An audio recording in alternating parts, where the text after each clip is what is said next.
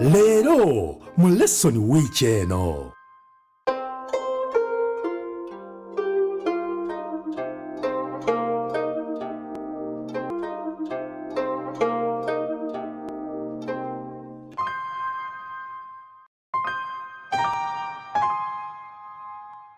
Omulungi mukwana ali ku CABN ntwala omukisa guno okubuuzaako mulinnya egganzi lya Mukama waffe Yesu Kristo neeyanziza nnyo neeyanzeege okubeera nti oli ku programu yaffe eno lesson week eno wano ku 3ABN we tuyigira Bayibuli ne tusobola okuba nga tutebeegera Mukama waffe Yesu Kristo.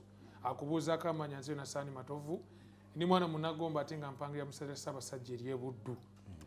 Mukisa gwange n'olwaleero nga tuli ku lesson eggalawo okubanga nkwanjulira ttiimu Kabiriiti gye ntambudde nayo ate tubeerenga munnange ensonga ya Ssabbiiti e13 tugiwunzika bulungi nnyo nnyini ddala. Wano wakati ngina kusooka mbuukewokko kandandikire gye tumanyidde ndyokenze gye mutamanyi from the known to the unknown. Omusumba waffe yanekaanekanye dda Musumba Yobu Kimbugwe atwala ekkanisa ya East Kampala ku luuyi luli olw'Abangereza lwakuba Oluganda lutegeera bulungi musajja mulangira. Tuli wamu naye era Musumba waffe mwe wanaatuuka ekiseera okwogera mugenda kuba muwulira. In fact agenda nabbabuuzaako wakati wano mu ngeri y'enjawulo kambanjulire muganda wange bwe tutambula waffe e Masaka muganda nga ayitibwa Kiwuumulo David. Amina. Mumumanyi abamu abali eyo abatulaba kubanga mwabadde bagoberera kwaya yaffe ya Gabriel Ministries y'omu ku basajja abalya mu ndago mu kwaya eyo.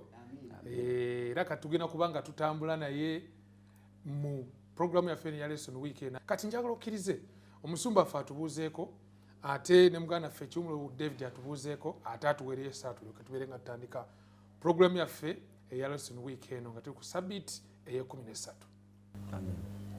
Mukwano gwange andaba oba tulaba ffenna nkwanirizaako mu linnya lya Mukama waffe Yesu. Omwanjuzi atwanjudde bulungi amannya nze Kimbugwe Yobu muweereza w'enjiri ya Mukama waffe Yesu. Neebaza Katonda kubanga mpadde omukisa olwaleero kubanga tulina bye tugenda okuyiga okuva mu lesson eyo. Weebale nnyo Musumba waffe.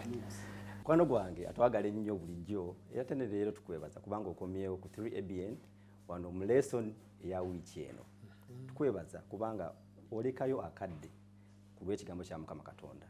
Nkusaba obeeraawo naye ate bw'omala okufuna ekigambo ekyo okigambako n'abantu abalala kubanga yatugamba nti kale mugende mu nsi zonna mukole ki? Mubuulire enjiri. Weebale nnyo balire ddala. Tuweereyo n'essaala tubeere nga tuggulawo bulungi nnyo enteekateeka yaffe ya lesson weekend. Katombeke tusabe. Katonda kitaffe ali mu ggulu. Tukwebaza kubanga gwe nannyini ggulu na nsi. Gwe abikkulira abantu bonna abategeera n'abo abatalina busobozi kutegeera. Tubikkulira olunaku olwaleero tutegeere ensonga eno ey'okuwummulira mu Kristo. Tusabye nga tuyitamu Yesu Kristo Mukama waffe. Amen. Ssebo weebale nnyo weebalire ddala. Mukwano gwaffe akyali ku 3ABN eddakiika eno atwongera okwaniriza mu linnya lya Yesu Kristo Mukama waffe. Tukwaniriza ojje tutambulire wamu nga tuli mu kwetegereza lesson namba 13. Omanyiize bw'oyogera ku kigambo Ssabbiiti e13 kiina bingi bye kireeta. Nze ni musajja mu Seventh Day Advent okumala ebbanga. Kati ng'omu Seventh Day Advent bw'ogamba lesson Ssabbiiti e13 ntegeera obuminsani buli obugenda e Kalamoja munda Ekoboko Ennyabikakala abaminsani ababulira enjiri mu bifo ebyo eby'omu nsozi tuwaayo ekirabo buli kwota ku Ssabbiiti e13 ekirabo ekya Ssabbiiti e13 okulaba nga obuminsani bw'ekkanisa butuuka mu bifo gye butannaba kukola ki kutuuka. So mukwano gwaffe atulaba tukujjukiza to do your best this time nga tuyingira Ssabbiiti nga tugenda mu Ssabbiiti yaffe esembayo e13 twolera ddala wala okulaba nga omulimu gwa Mukama gutuuka mu nsi yonna. Waliwo abali okubizinga abajja okumanya Yesu kubanga muganda wange owaddeyo ekirabo kye kya Ssabbiiti e13 ng'agenda kwaniriza nga mutuse mu ggulu. If it were not your gift oba oli awo sandibadde wano okiraba. So Ssabbiiti e13 tujjukiza okuwaayo ekirabo ekyo ekya Ssabbiiti e13 naye tuli ba mukisa nnyo nti okuyita mu kiseera kyonna ekya lesson eno okuwumulira mu Kristo yajjira mu kiseera nga twetaaga okuwumula mu Kristo kubanga ensi ebadde eyita mu mayengo ag'enjawulo mukimanyi nammwe wano mu Uganda mu nsi yonna omuyaga ogwa covid gukyakunta tubadde tukyali awo kugwa covid newajja abaterebaani eri mu Afghanistan fe abali e Masaka tutegera ebijambiya ennaku zino byakagezaako okusiriikiriramu simulaba embeera nti ebadde twetaaza okutegeera nti ekiwumulo kiri mwani mu Kristo yekka tugenda kuba twetegereza ekiwumulo ekyenkomeredde oba okuwumula okwaki okwenkomeredde bannange bakadde bange mikwano gyange kino nange nakyagadde nga tuli mu kufunza lesoni yonna infact tukusinzira ku byenda ndoza nabe mukirabye bulungi tuli mu kufunza lesoni yonna olunyiriri lwakomyewo Musumba waffe tusaba olutusomere Bakolinsi ekisooka essula 2:9 lukulu nnyo essula 2:9 wogera ebigambo bino yes wagamba nti naye nga bwe kyawandiikibwa nti eriiso ebitalabangako n'okutu byekutawuliranga n'ebitayingiranga mu mutima gwa muntu byonna Katonda byategekera abamwagala. Amina. Byategekedde abamwagala. Byategekera. Byategekera. Katonda bye yategekera abamwagala kituufu. Olabye olunyinyi olw'Omusumba nze kambayo ku Nyanjula wane ya Sabiti akawungezi si lwangu kukkiriza wakati mu nsi gye tutambuliramu ensi ejjudde entalo bw'oteekako leediyo bw'oteekako TV nga buzibaawo n'olaba ebigenda mu maaso kizibu kukkiriza nti eriyo ensi egenda okubeeramu ebintu ng'amaaso go tegabirabanga amatu tegabiwuliranga oba nga tobifumitirizanga nako naye wiiki eno lesoni erimu kutukubira ekifaananyi mu nteekateeka ya Katonda egenda okubanga egonjoola ebizibu bye tuyitamu olwaleero abantu bayita mu bizibu ebya kitwandise financial constraints abantu bayita mu bizibu eby'entalo kati bonnaffe bano abaterebaani abamu bali wano abakyala bazze wano bafune obuddamu ebijambi ebifuuse ebijambi eri ewaffe e Masaka bigenda bikenderamu na bukendeezi mu maka wajjudde violence twebuuza ekibuuzo nteekateeka ki Katonda gy'alina ey'okulaba nga ebintu bino abirinnya ku nfeete so wiiki eno tugenda kutunuulira ekiwumulo mu Kristo wakati mu nsi etabanguse olwaleero tuyinza tutya okulaba essuubi mu biseera ebijja mu maaso nga tuli wakati mu nsi etabanguse. I think that's the point eri mu kitundu kino nti ebyo ebitalabwangako n'amaaso ebitawulirwangako tugenda biraba tutya mu light ey'okuba nga tuwumulira Mukama fani sakatundu ka Sande Musumba ffe ekiri kitya okwolesebwa okwo okwenkomerero kutugirayo kutya essuubi oba okuwumula okwenkomeredde. Akatundu ka Sande kaliko ekintu kyenjagala okugabanako n'atulaba okwolesebwa okwenkomeredde ani ayolesebwa sokoleke Musumba okwolesebwa okwenkomeredde oba okwolesebwa okwenkomerero tugende mu maaso okwolesebwa okwenkomerero kuno ani ayolesebwa omusajja ono agenda okwolesebwa nga waliwo ebintu bingi ekkanisa byeyiseemu obwayo ebintu bye yali ayiseemu Yokaana yali ali mu myaka nga 9 naye mu myaka 9 Yesu jjukira yali amaze okugamba abasajja bano abatume ng'agenda okutwalibwa yabagamba nti nga bwe mundabye nga ŋŋenda bamalayika bali bwe bakyogera nga bwe mulabye ng'agenda bw'atyo bw'akomawo ate Yesu Kristo ng'amaze okubakakasa nti akomawo maawo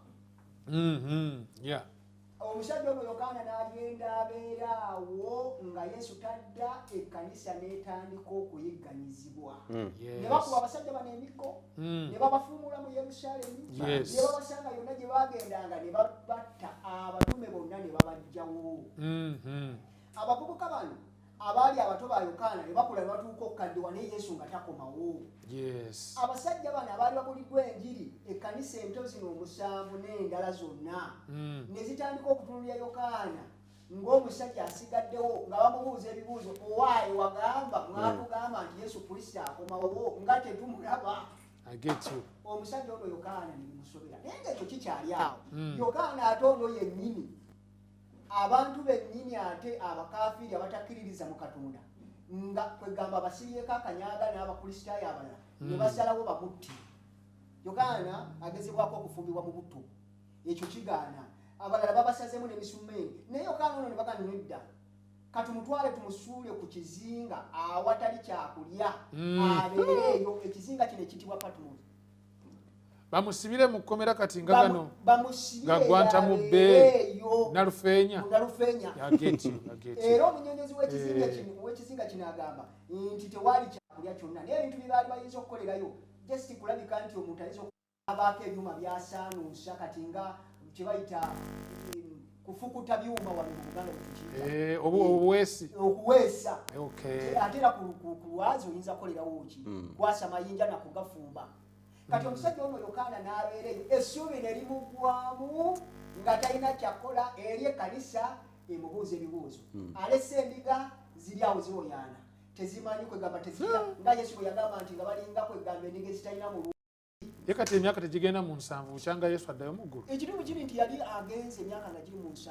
kubanga omusajja yali myaka 9 ate omuvubuka yagenda omuleka nga kyali muvubuka muto Yokaana yali asinga obuto kati uno akaddiye akootakoota babakubye emiggo kati tuwe okukolesebwa kuno kwafuna okuzzaamu amaanyi kwetwagala ofuna nga tawumudde ng'abonaabona nga yejjusa agenda okutunula bw'ati emabega ku lunaku nti lwali lwa Mukama waffe bw'oba osomye mu kubikulirwa essuula esooka olw'okumi agenda okutulako emabega bw'ati sabbiiti agenda okulaba ekyali emabega ng'alaba omusajja gwe yalaba emyaka 7 emabega Mukama waffe Yesu Kristo Yokaana ng'akootakoota ye yali omuto ku Yesu Yokaana yali omuto kaakati nga myaka 9 akootakoota naye ate Mukama we yali mu maaso emyaka nga 15 kati ate nga addidde mu kitiibwa kye impakiti mu myaka gyennyini gye yagendamu nga gyalimu naye ate kaakati nga tali mu mubiri guno ogw'ekitiibwa guno gwe tugenda okufuna naffe nga biringa ekikomo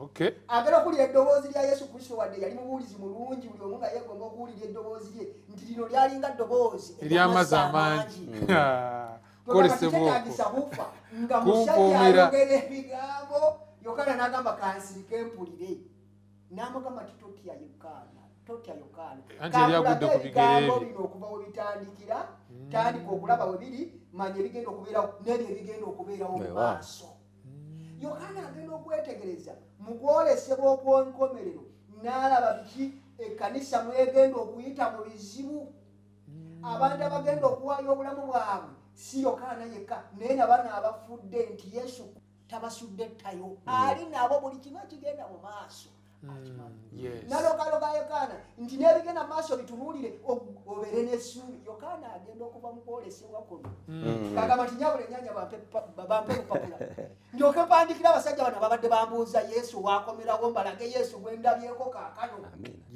ng'alina amaanyi mu myaka 9 nga musajja mugumu nnyo kaakati n'alyoka waandika ebigambo n'essuubi n'afuna emirembe Yokaana nga abadde abutaabutana talina kyakola talina mirembe kanisa ya Kristo eringa egenda okusaanawo bamukubye emiggo bafumbyeko abuliddwa ekyokukola talina mirembe asagasana wano n'afuna emirembe Yesu bwe yayogera naye n'amulaga ebigenda okubeerawo nakati Yesu buli gyali naffe kyeyayogera kiri ng'asiibula tiraba ndi wamu nammwe okutuusa emirembe gino ligiriggwawo okukomerera nga mumaliriza kano akatundu kubanga kalina ebyokuyiga bingi toyinza bimalayo bafunza okuyiga wiki n'ama nga tuli katuluka nedda naye njagala okumaliriza nti wano Yokaana bw'amala okutegeera Yesu Kristo n'amulaba bw'atyo afuna essuubi n'agamba nti kaakati kaŋŋende nkakase bannange nti omusajja nga bwe yagenda ate kaakati wanjawula akomawo ate buli gyali naffe naye ati tumanyi nga nafuna okuwumula okwo era Yokaana agenda okutuuka okufa ye nga talina buzibu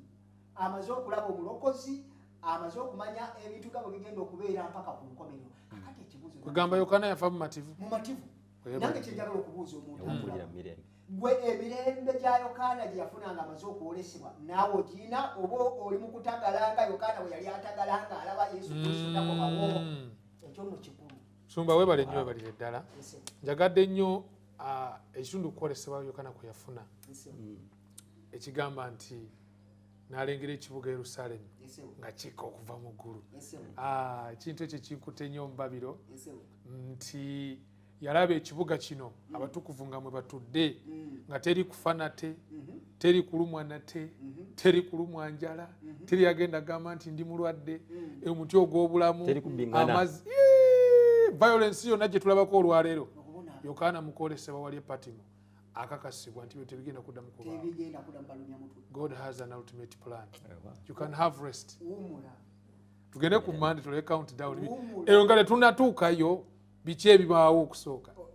Omanyi omusajja mukadde wa yatugamba twasomanga edda obutabo nga bakugamba bakuwa statement ne bagamba nnyonnyola ebiki ebyali bimaze okubaawo kati nga tebinnatuukawo kati emabega tumaze okulaba Yokaana afunye okwolesebwa ku nkomerero n'alengera n'okulengera ng'ekibuga Yerusalemu ekijja kisuse tekikka ku nsi, teri kulumwa nate, teri kufa n'ebiringa ebyo. Ekibuuzo mukadde wange muganda gogenda okukiddamu biki ebyali bimaze okubaawo, tumenyeremenyeremu countdown eyo.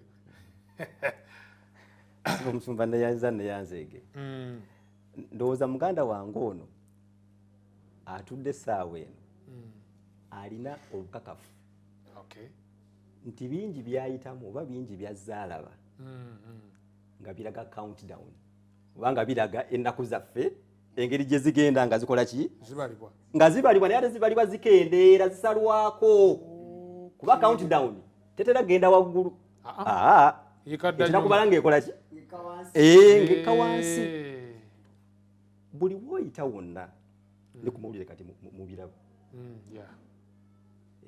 oli nakwata akaana ke n'akayisanga akatali kaana kamujjake naye nga akayisanga akatali kaana ng'akayisanga ekyokuttale oli n'avaayo n'agamba nze bannaye nyambadde mundaba wano nyambadde naye kyamazima nga bw'otunulira gw'olaba ayambadde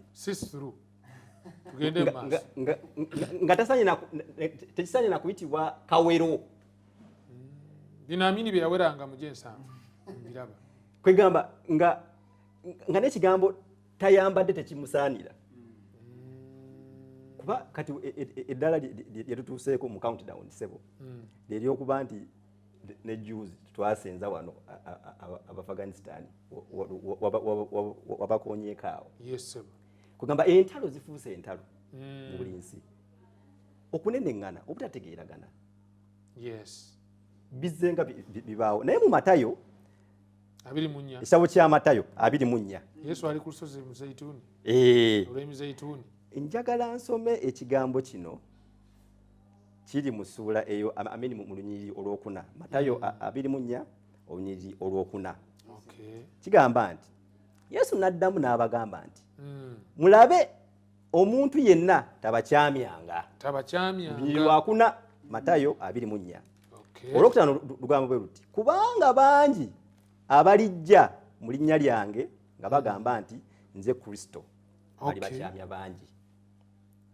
Sebo musumba ne Jews twafiirwayo wano mu Uganda Yesu yali Kristo yali Yesu gemanya yali Yesu yafa side zeyo ebugwanjuba Jews nate one ejindi egundi Jews kugamba ene dini ya Bisaka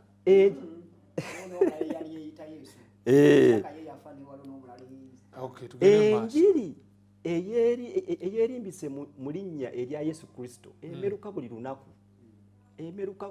lunaku buli ssaawa ku kkubo mu mayumba ku nguudo mu mabaala enjiri buli lunaku emeruka naye nga yerimbise mu kitiibwa kyani kati omulabi waffe yandyagadde okumanya nyinza nti okwewala okulimbibwa because I think that's Yesu agamba nti mulitegeera amazima gali bafula baki kati nyinza nti okwewala okulimbibwa naddala nga twolekera ekiseera ekyokubonaabona kuli okunene awo mukadde waffe Uganda ng'eyongera okutuyambako okugaziya mukadde Bayibuli egamba nti mulibalabira ku bikolwa byabwe mulibalabira kuki ku bikolwa byabwe ate n'addamu era n'agamba nti si buli agamba nti mukama wange yatuuka mu bwakabaka obw'omuggulu naye ate era baatulaze bulungi nti wakati mu lutalo luno olunene gwe ng'omukristaayo gwe ng'omwana wa Katonda gwe ng'eyeeyita aluubirira okutuuka mu ggulu olina kusigala ku mulamwa gwa njiri gw'enjiri olina kusigala ku mulamwa gwa kwogera kigambo mu biro bino eby'enkomerero yeesi ebeere yeesi iye ebeere iye nedda ebeere nedda tosiiga kazigo olw'okuba enjiri ogirabye ng'evaamu ebibala eby'ensimbi ng'evaamu ebibala ebyabakyala evaamu ebibala ebitali bimu nedda muneka tugenderaawo kasita ndiirako awo nolifuula factory okwefuniramu products batukubiriza nti omulamwa gwaffe kusigale kuki ku njiri enjiri ey'obwakabaka y'emirembe n'emirembe kirungi nnyo infact awo waliwo n'ekintu ekya kyenjagadde ndowooza naye kankigatteko nti lesson akatundu kano akamadde countdown eyogera kudda kwa mukama Yesu Kristo kugenda kubeera kwa ddala literal event mukama Yesu Kristo ajja tugenda mulabako n'amaaso gaffe tumuwulireko n'amatu ng'ajja kubanga bayibuli ega nti mukama waffe yennyini aliko okuva mu ggulu n'okwogerera waggulu n'eddoboozi ya malayika omukulu n'ekkondeere lya Katonda okumanya ng'eddoboozi ligenda kuba ly'amaanyi n'abali mu ttaka bajja kuvaayo abafiira mu Kristo akakulizo kakulu nnyo mu maaso awo tugenda gamba abaawummulira mu Kristo era saabawummula mu Kristo so nkyagadde nnyo ekigambo ekyo ekyokuba nti tugenda kubeera bawagizi buwagizi we have a work to do amina kubanga Yesu agambye nti n'enjiri eno ey'obwakabaka eribuulirwa mu nsi yonna oluvannyuma lw'okubuulirwa mu nsi yonna olwo enkomerero n'eryoka ekola of course waliwo cost etya nti lwaki Yesu agamba nti agumikiriza otuuka ku nkomerero yalirokoka oyinza okugumiikiriza nga tewaliwo muwendo gwa kusasula obwemu bagina basula mu makomera naye enjiri nga yeeno enjiri okubuulirwa mu nsi yonna maanyi agagenda okuwanirira abantu mu kiseera ekyo babateeketeeke olw'okubonaabona okunene okujja so kyonna kyagadde nnyo infact musumba nga ogenda okwogera naffe ku Tuesday nze guno nguleetanga mulanga nti kyandibadde kirungi abasumba baffe yonna gye muli okakasa nti ekkanisa yaffe eweebwa ekatala eyokola buli kyakimemba aweebwa omulimu ogw'okukola mu kulaba nga omulimu Kristo gwe yalekera ekkanisa gugenda mu maaso kubanga enjiri eno bwebuulirwa mu nsi yonna olwo Kristo agenda kujja bwe tutagibuulira tuyinza okusigala ng'era tuli awo okiraba kali musumba kyensaba kyekino nga tonnaba kujja ne matching orders ku ngeri ki gye tugenda obuuliramu enjiri eno ebiragiro ebyo ebyokukumba tugenda kukumba tutya n'enjiri nga ne tunaba kutuuka awo nsaba mukkirize tusooke tunywe ku lwendo lw'amazzi abalabi baffe ate tugenda kuba tukomawo ate n'ekitundu ekyo ekiddako mukama waffe Yesu Kristo ayongere okubawa ekisa kye mu mitima gyammwe amen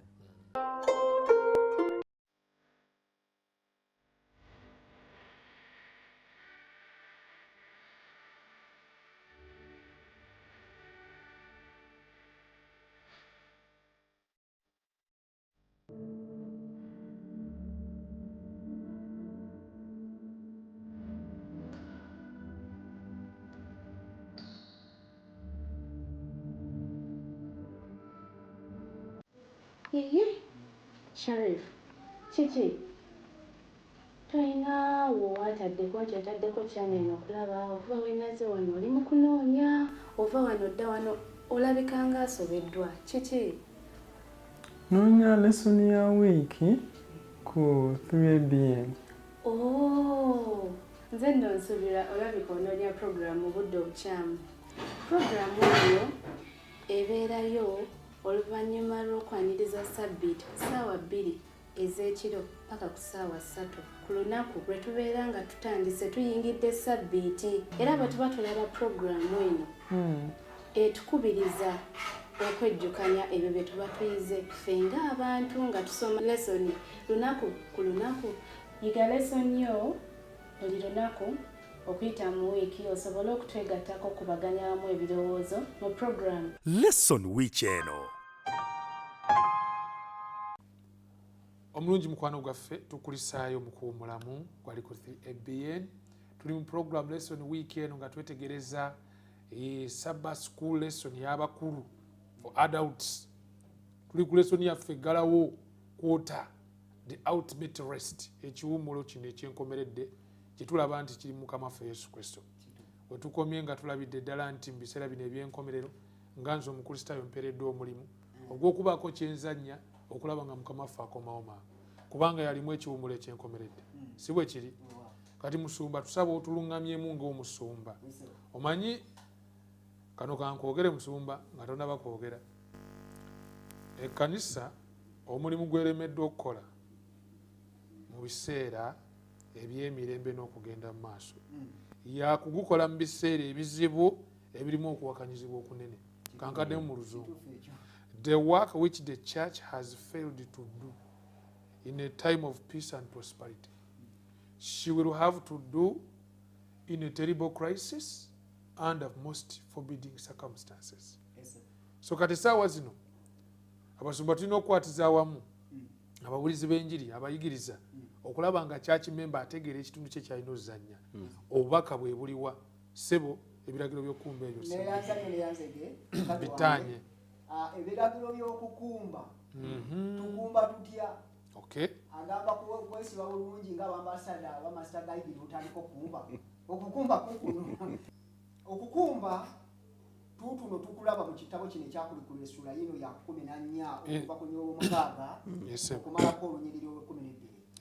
Wagamba ebigambo bino, wagamba nti nendaba malayika omulala ng'abuuka mu bbanga ery'eggulu ng'alina enjiri ey'emirembe n'emirembe okubuulira abantu ku nsi na buli ggwanga n'ekika n'olulimi n'abantu. Okubuulira abatuula ku nsi. Okubuulira abatuula ku nsi na buli ggwanga, okubuulira abatuula ku nsi na buli ggwanga n'ekika n'olulimi n'abantu. Olw'omusanvu lugamba ng'ayogera n'eddoboozi ddene nti mutye Katonda mumuwe ekitiibwa kubanga ekiseera ky'omusango gwe kituuse. Mumusinze yakola eggulu n'ensi n'ennyanja n'ensulo z'amazzi. Ne malayika, oyo malayika yasoose asooka amaze okukumba. Owokubiri wuuno agenda kukumba. Ne malayika omulala owokubiri n'agoberera ng'ayogera nti kigudde Babuloni ekinene ekyanywesa amawanga gonna ku mwenge gw'obusungu bw'obwenzi bwakyo. Oyo malayika owokubiri amaze okukumba.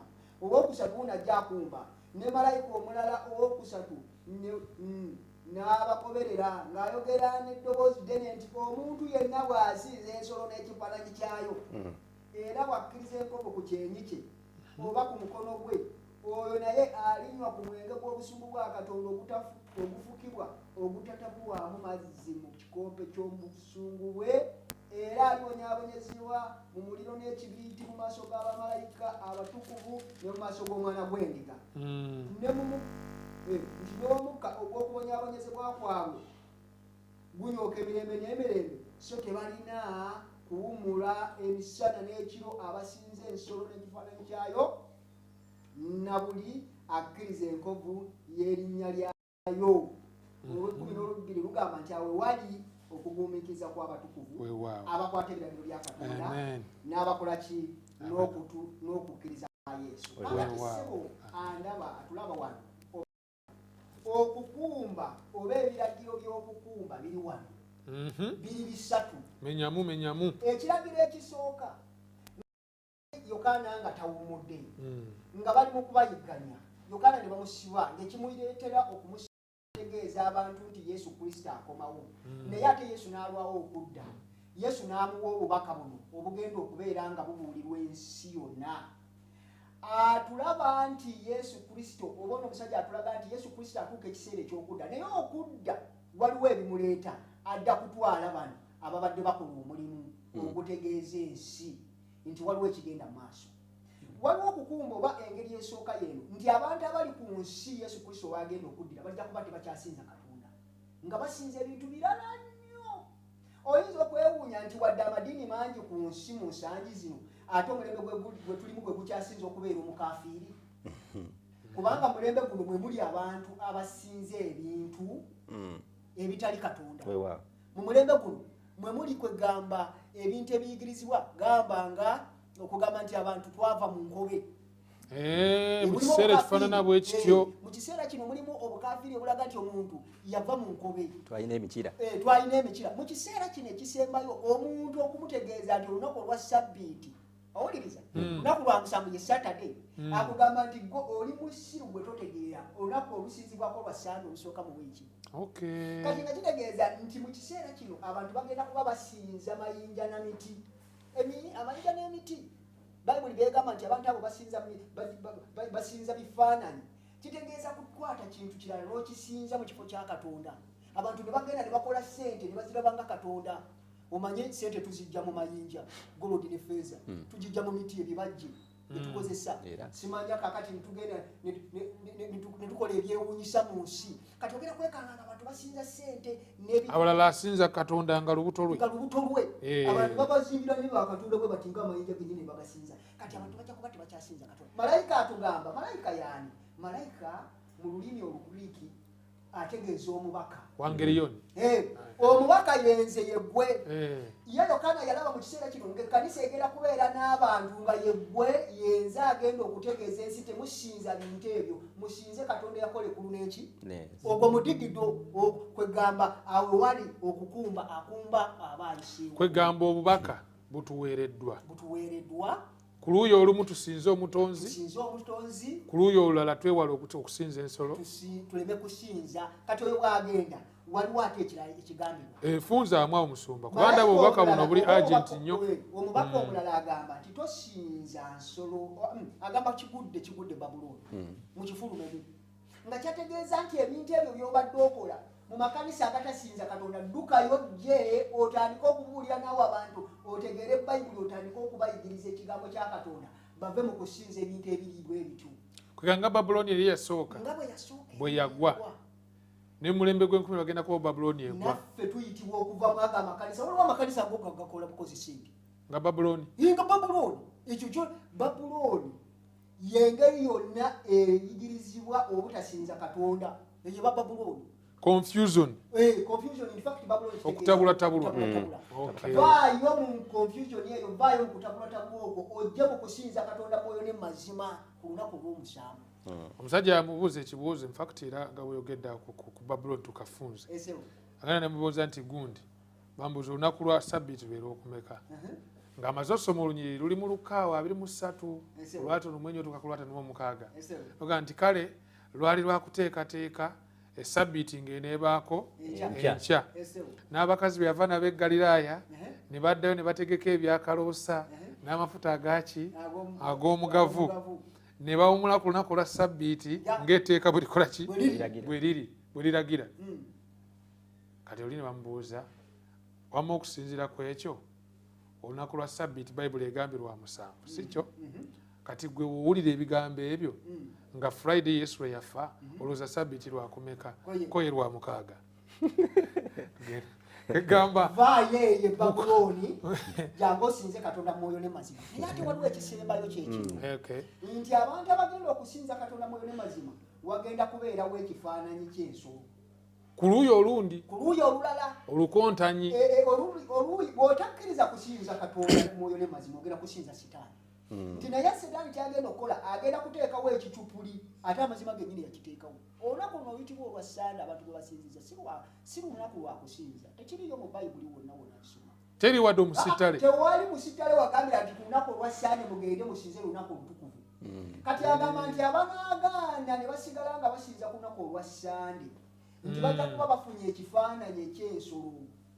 Ensolo wano waliwo kwegamba bw'oba osomye obunnabbi kiraga nti Setaani alina bwaze ng'ajweteka ebintu bino nti naye wajja kubeerawo olw'okufoosinga abantu okusinza ku lunaku luno nti naye omuntu anakkiriza okusinza ku lunaku olwo bw'anaakomawo Yesu agenda kuba amubonereza. Lwaki? Kubanga yaleka Ssabbiiti ey'amazima n'asinza Ssabbiiti ey'ekitupuli. Nti nti era omuntu anasinza ku lunaku olwo agenda kunywa ku mwenge ogw'obusungu bwa Katonda ogufukibwa ogutaliimu kutabulwa. Kwegamba gano mazima, nze kyensaba kyekinandaba nti ddayo osinze Katonda omwoyo ne mu mazima. Bw'otasinza, bwe sisinza Katonda mwoyo ne mu mazima, ngenda kunywa ku kikompe ky'obusungu bwa Katonda ago mazima agataliiko nfufu. Ekyo kyo muze yakomawo naye ng'agenda kikola. Kati nga kitegeeza nti emidigido gino olw'okukumba kuno fe abakkiriza Katonda twetaaga okukumba bwe tutyo tutegeeze abantu bave Babuloni. Ate n'ekirala ekintu kino ekyokusinza ensolo n'ekifaananyi kyayo kijja mu maaso awo. Musumba weebale nnyo weebalire ddala, naye awo waliwo ekintu ndowooza atulaba naye kyeyeetaaga okwongera okwetegereza nti abantu abagenda mu maaso n'okusinza ensolo n'ekifaananyi kyayo tebawumula. There is no rest day and night for them. No, nga tetunaba nagenda wala nnyo gye kiri ne leero omuntu oba tosinza Katonda mu mwoyo ne mu mazima tosobola kufuna kiwumulo kya namaddala era ofa tomatidde. Nze nkirabyeko era Bayibuli bwegamba nti musinze Katonda mumuwe ekitiibwa kwegamba yakola eggulu n'ensi ennyanja n'ensolo z'amazzi mu mutye, awo wewali ekiwumulo. Kiwumulo kiri mu Kristo. Kati Antichrist kuba y'ensolo ne image of the beast kwegamba ekifaananyi ky'ensolo nga gwe mukago wakati wa gavumenti n'amakanisa ag'enjawulo abagenda okuwa ensolo eno ekitongole ky'ensi yonna eky'eddiini ekisinga amaanyi. Bonna abali mu ambuleero eno tebawummula kubanga balwanyisa mwana gwa ndiga Yesu Kristo alimu ekiwumulo. Kwegamba bambala bwambazi linnya lye n'ebyo bakola byonna bakozesa linnya lya Yesu nga bwe twalabye nga naffe nti Kristo balijja mu linnya lyange nga balyogereramu. Naye ng'ekyamazima tebawumulidde mu Kristo, bawumulidde mu byansi ebiggwawo. Kyova olaba entalo zeeyongedde wadde nga amadiini nago geeyongedde. So kyanaku nnyo omulabi waffe bwe twetaaga okuba nga tuwuliriza nnyo obubaka bwa malayika asooka obugambye nti mutye Katonda muwe ekitiibwa. Awo ewali okuwumula mu Kristo. Bw'olwanyisa Kristo aga nti whoever is not with me is against me. Olaba abasinze ensolo n'ekifaananyi kyayo bafundikira tebawumula. Ate n'awala wawa n'agamba Matayo sura eno eya 28 nti mujje gye ndi mmwe abakooyi n'abawummuza. Kati awummuza abantu ne bafuna emirembe mu mutima. Si ssente, si bugagga, si mukyala, si baana, si kusoma nti olina diguli nnyingi. Awummuza omuntu n'abeera n'emirembe nga Yokaana bwe yali abonaabona naye bwe yalaba Yesu Kristo n'awummula. Kiri kimu kusembiza Kristo. Oyo yagala n'okuwummula atannaba kumufuna toyinza kuwummula era ojja kufa nga tuwummudde. Musumba waffe naye nga kikulu nnyo okukitegeera nti buno bwe bubaka obw'ekiseera kyaffe, present truth. Kwegamba enjiri eno eri mu Kubiikula essula 14 olunya olw'omukaaga otuuka ku 12. Bwe bubaka obw'ekiseera kino eky'enkomerero. Kristo atuyita tubuyige, tubutegeere nga bakyaki memba ng'ekkanisa okutwalira wamu, ate tubutwale mu nsi yonna. Kuba gye buggweera nga tububuulidde Mukama waffe Yesu Kristo agenda vayo mu yeekaalu ano n'ekkanisa ye. So mawulire malungi nnyo nti okuwummula kwaffe kuli mu kubanga tukola omulimu gwaffe Kristo gwatuwadde ogw'okuwulira enjiri y'abamalayika abasatu. Twagala kufunza ebitundu bino bibiri. Oba bangi nnyo ababulidde enjiri ne bawummula. Si bwe kiri? Bambi n'aba nga atuuse kufa naye nga Yesu abadde agamba ajja mangu naye Yesu n'adaba nga tannabakola ki? Owummula otya ng'oli mumativu? Wednesday yatuwadde akagambo rest in what? Rest in peace. Mirembe. Wummula mirembe, wummulira mu mirembe. Awo nganda wange gwe ekintu kino wakifunye otya? Yes, twagala kukifunza Musumba gwa ku rejoice in the Lord. Tugenda okusanyukira mu Mukama waffe. Twagala tubigatte wamu. Okuwummulira mu mirembe n'okusanyukira mu Mukama bulijjo. That's ng'okyali mulamu n'obeera ng'oli mumativu mu Kristo. Bikwatagana bitya? Sebo muganda ffe sooka otuweekaawo. Sebo Musumba nayanyiza nnyo neyanzeeke. Manyi mu kitabo kya Bayibuli agamba nti kubanga abalamu bamanyi nga balifa. Bamanyi nti balikola ki? Balifa. Era obadde otandikaawo n'okona ku kigambo ekya mikono gyaffe abuulizi b'enjiri abaludde abawangalidde mulimu gw'okuwulira enjiri oba lyawo nga twandirowoozezza ti n'okuwummula kale waaki tebandikoze eki bandirabye ku mukama ffe ng'ajja naye era still ogenda okulaba ng'akoze eki musajja wa Katonda ng'awummudde mukyala wa Katonda ng'awummudde naye ekyamuzima ffenna tugenda kuwummula Yesu atugamba sokolekesebo ffenna tugenda kuwummula kubanga Pawulo agamba ffenna tetulyebaka yes neyanza genda mu maaso wewa ffenna tumanyi nti essaawa yonna osobola okukola there is a possibility okuwummula yes there is a very much possibility nti osobola okuwummula naye Yesu Kristo agamba nti tokitya ekyo kuba ekisooka yawangula ki amagombe nze nina ebisumuluzo by'amagombe n'okufa genda mu maaso ku Lazaalo wali agamba nti nedda temutya ono akoze awumudde buki awumudde buwummuzi yebase era agenda maaso n'agamba nti nja kumuzuukiza ngenda kumuzuukiza ndi mu kitabo kya Yokaana sura 11 ekyo Yesu aze atukumaakuma ng'abaana be nti tetutya kutya tetutya kufa tetweraliikirira nnyo ebinaabaawo nga tufudde wabula alabula nti olina okweteekateeka nga tonnaba kufa obeere ng'ofudde oli mu mikono gya Yesu Kristo ofe ng'otebenkedde mu Kristo ng'otebenkedde in fact awo musumba ndoza yabaatuyambako wano waliwo enjogera leero eri so popular bagamba nti muganda ffe Mukama amusonyiwa ebyamusobako era weewaawo omwoyo gwe Omukama gwe ekiwumulo eky'emirembe era bongerako n'ekitangaala kimwakira atubingire emirembe kati awo musumba omuganda agamba omuzungu yakyogera compare and contrast twagala otuyambeko okutegeera njawulo kyeri wakati wa RIP eno gye tulaba eri common ennyo n'okubanga omuntu agenda otuuka okufa ng'awumulidde emirembe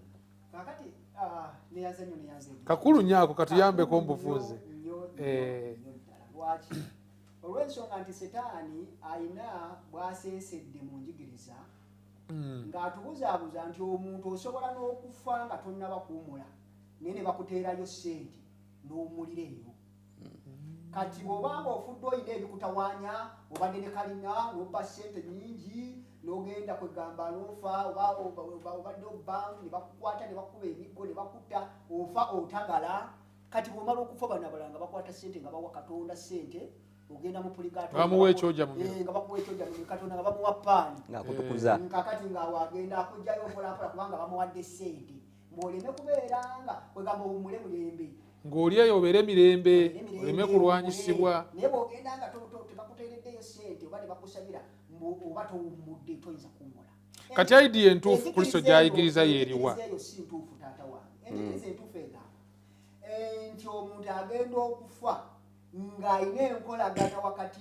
we ne Katonda ne Yesu Kristo era agenda okufa nga mutebenkevu mu mutima omuddu wa awummule mirembe era kitegeeza nti omuntu yenna singa afa nga talina nkwatagana nnungi ne Katonda ng'era tawummudde amazima gennyini bw'anaazuukira ajja kuzuukira mu mbeera mwe yafiira nga kitegeeza nti okubeera nga mpummula nkiteekateeka kaakano nkulaba lwaki kubanga Bayibuli egamba nti mubeere batuukirivu nga kitammwe ali muggulu bwali omutuukirivu enjigiriza ezisinga zigamba nti omuntu afuuka mutuukirivu ng'amaze okufa ne Pawulo bwe yali ku nsi kuno yagamba nti mpandiikira abatuukirivu abali Kolinso abali Efeso sula 1:2 omuntu afuuka mutuukirivu ng'akyali ku nsi kati omuntu omutuukirivu ali mu Yesu Kristo atandika okuwummula mu mitawaana gy'ensi eno n'abeera ne Yesu Kristo wadde nga giyinza okumutawaanya ne Yesu Kristo n'amuwummuza kakati ssebo bw'agamba nti rest in peace aba akulimba Katonda amuwummuze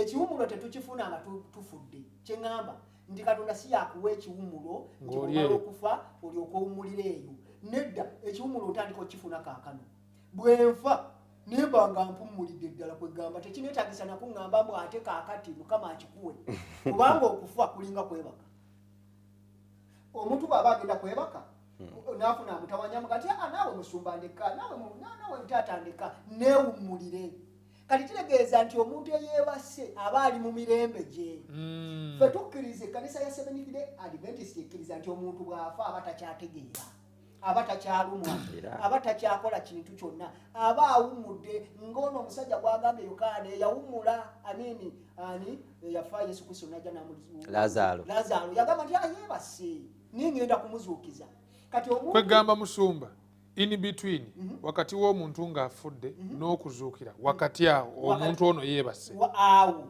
aba talina kyategeera kiri beyond eba Seventh Day nze musumba this is my own idea nti kino kintu si kyaba Seventh Day kya Yesu bebayigiriza bwe batyo of course wakanye aba Seventh Day bayigiriza bwe batyo nene bandi badese bebayigiriza bwe batyo amazima gasigala nga gali nti okusinziira ku Yesu Kristo n'abawandiisi ba Bayibuli batukakasa omuntu bw'afa aba awummudde teyeetaaga nakomawo waka kubatawaanya era sebo nsaba nkusalemu ekirimi ne musumba wange ono nti awo wenyini era statement yagambye nti kusanyusibwa ki kwofuna bwowulira nti jjajjaawo eyafa yawummula kwegamba talina kimutaataganya n'eki yafa mu mativu yawummula yafa mu mativu naddala nga yafa nti mu mativu kubanga idea eri awo rest in peace kino bwe ntize bwe nakirabye abasajja nga Simoni bwe yakwata Yesu mu ngalo wati ng'azaaliddwa mujjukira nga mututte okumuwonga mu ttimu ye n'agamba nti Mukama kati omuntu wo ne bwakola ki Pawulo omujjukira nga ali mu kkomera eri e Roma awandiika ebbaluwa ey'okubiri eri Timoseewo wano waagambira nti olugendo lwange nkoze ntya ndutuusizza nwanya okulwana okuki simanyi olengera okuwummula kuno kwe twogerako nti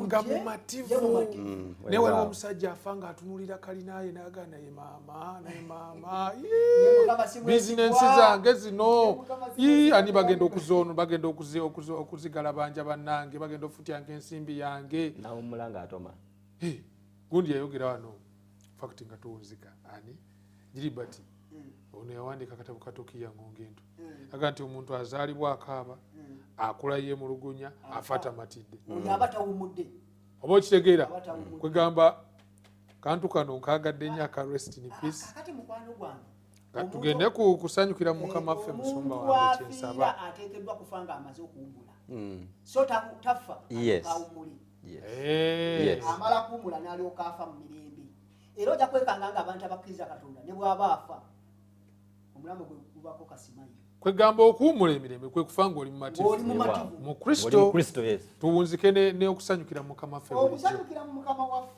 bulijjo kubanga musumba wange tulina obuzibu olwaliro mu kanisa yaffe fakiti abakristaayo okwetooloola ensi yonna nti abantu bangi batambula mu kyambalo ky'obukristaayo ekyamazima nga batambula nga abagenda okuziika kwega obukristaayo ne bulabikanga embeera ey'okubanga olina kwenyigiriza nga bwenyigiriza buli kadde of course sacrifice weeri naye Kristo yali musajja mu mativu tukitegeera tutya ekyo mukanda wange musumba wange nga tuwunzika kubanga akadde kakati sebo omuwandiisi wa lesson yatugambye oba yatukubiriza tuyige oba tusome mu kitabo kino eky'Abafiripi ng'atugamba nti Abafiripi bano ekitabo kino kirimu emitendera mingi naye buli ssula yonna erimu okuwummula wadde nga waliwo ebitutawaanya ne twetaaga okubeera nga tujaguza okujaguza kujja kutya kujja ng'olaba Katonda kujje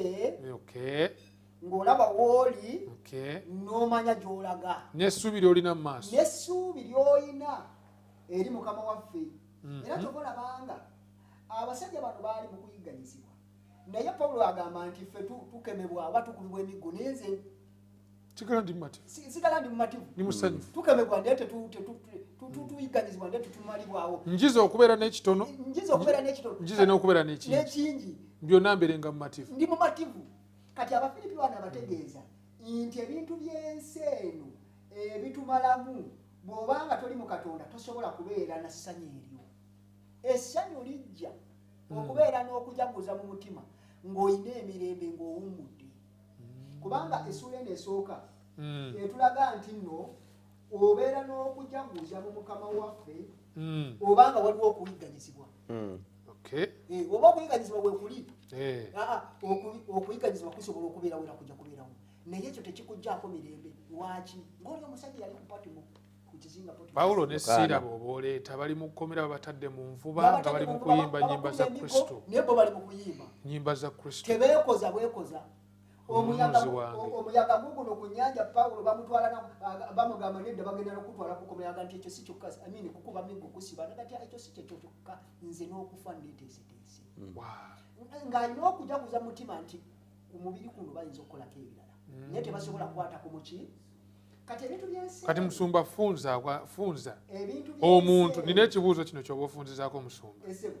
Wakati mu nsi ejjudde obutabanguko, disappointments, abantu bali disapproved n'ebiringa ebyo olulimi oluzungu lwesobodde okwanguya nakyo, omukristaayo asobola atya okusigala ng'amwenya mu muyaga kati ogugenda maaso ng'ogwa covid nga twolekera n'ekiseera Yesu kyagambira ddala nti luno lwe lubeerera okulaba ennaku right now aga nti bino ebigenda mu maaso lubeerera lwakulaba nnaku. Kitegeeza waliwo obusungu bwa Katonda obugenda n'okuyibwa ku nsi.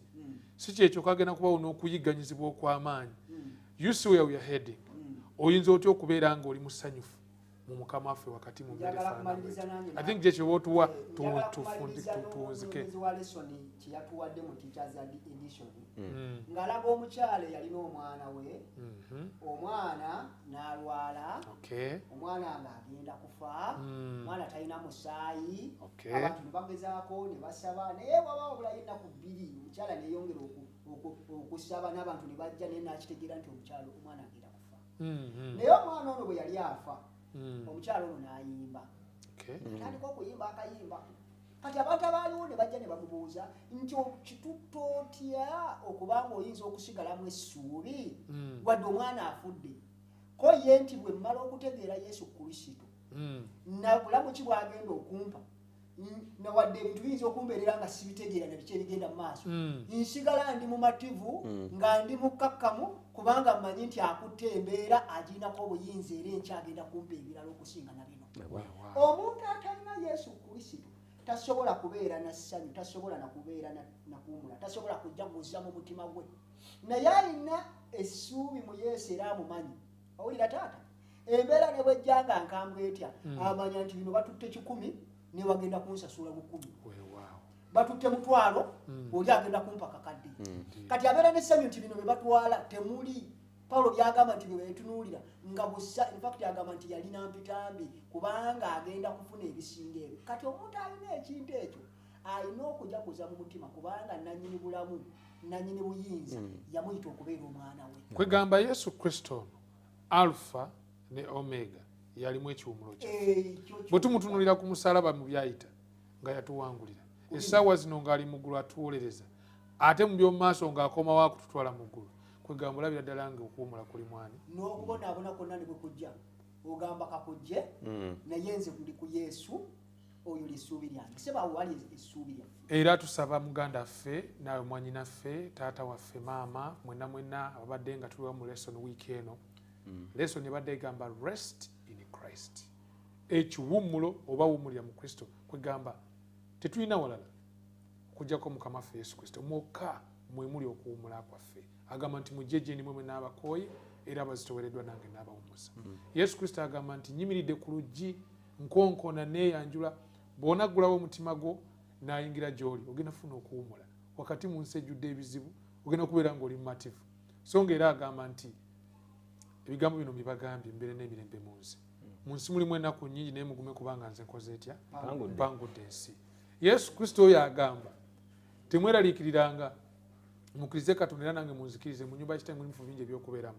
Singa tekibwe kityo nandibagambye naye ndikomawo nate ne mbatwala gye. Kwegamba ekiwummulo kiri mu Kristo. Otunula ku musalaba, otunula ku bigenda mu maaso essaawa zino nga mu ggulu Yesu Kristo atukiikiridde ate akomawo okututwala. Wow, rest in Christ. Ekiwummulo nze ŋŋamba kiri mu Kristo. Musumba ffe tuweereyo okusaba tuwunzikira. Katonda kitaffe atagwawo tweyanziza nnyo tweyanze olw'ekyokuyiga kyotuwadde okuyita mu kkooti eno myezi 3. otuwadde katonda waffe okuyiga nti muggwe mwe muli ekiwummulo ekituufu tuwe katonda waffe obumativu ebijja mu nsi ne bweyunga etya kitaffe tusaba otuwa emirembe era otuwa okuwummula bw'onaakomawo taata otutwale mu bwakabaka bwo tusabe nga twegayo okutamu yesu kristo mukama waffe amiina amiina weewaawo amiina tweyanziza nnyo mukwano tweyanzeege kuba tutambudde ffenna okuva kwota gyatandikira paka bwe tugiwunzikidde ku sabbiiti n'e13 nga tubakubiriza mikwano okufuba nga bwe kisoboka okulaba nga osanga ekiwumulo nga bwe kiri mu kristo agamba nti ejja gye ndi siri mugoba n'akatono tusaba kristo oyo agaba ekiwumulo atuulire ddala mu mutima gwo kubanga kwe kwagala kwe tunaddamu bwe tutyo mu kwota empya nga tutunuulira ekitabo kya Deuteronomy oba ekyamateeka olwokubiri.